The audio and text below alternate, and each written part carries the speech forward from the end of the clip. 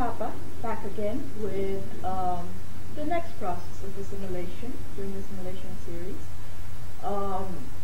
which we've spoken about assimilating with our name. The next process probably is getting our paperwork done.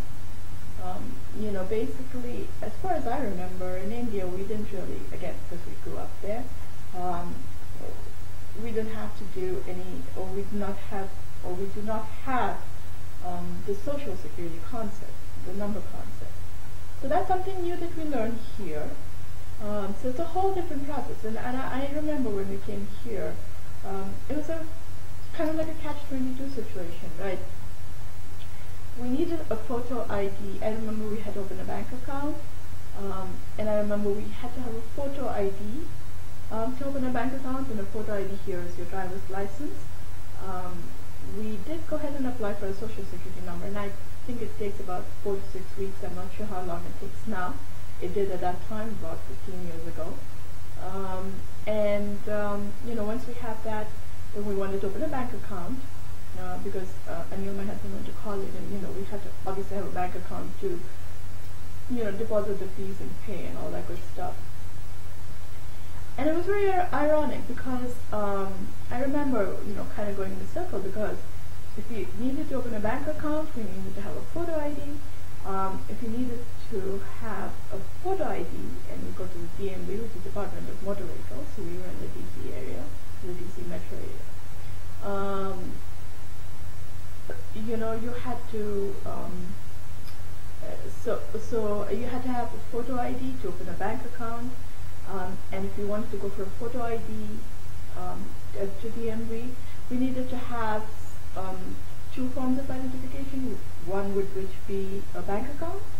So I'm like, okay, how does that really work? So just trying to go and work through this maze while still trying to maintain a living and trying to assimilate and trying to settle down into a new country, new rules, new regulations.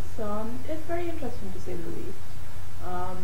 There's certain things that we are used to, I think, taken for granted, and it's very interesting to realize that there's a whole different process that works here, there's a whole different way of life, and trying to get that straight is extremely important, because if you don't have your right paperwork, it's going to create problems later down the road. So, trying to get that done right is very important.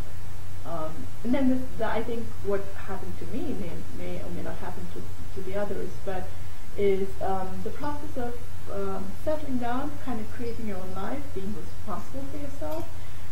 I think all of us come from sheltered families, and are used to having somebody help us, at least, or if not do stuff for us.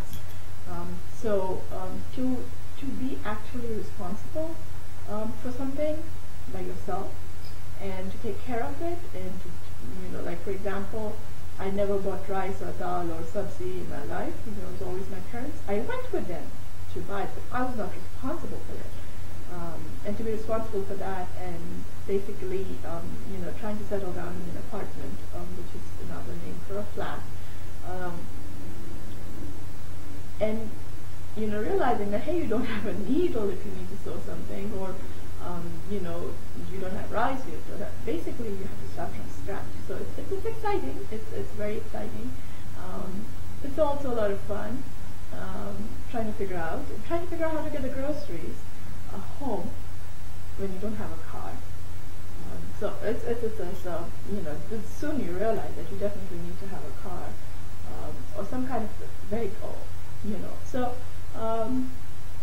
it is a very interesting experience, and it helps to have an open mind, a sense of humor, and looking forward to doing something more exciting. So we'll talk next about something else more interesting, continuing the assimilation series.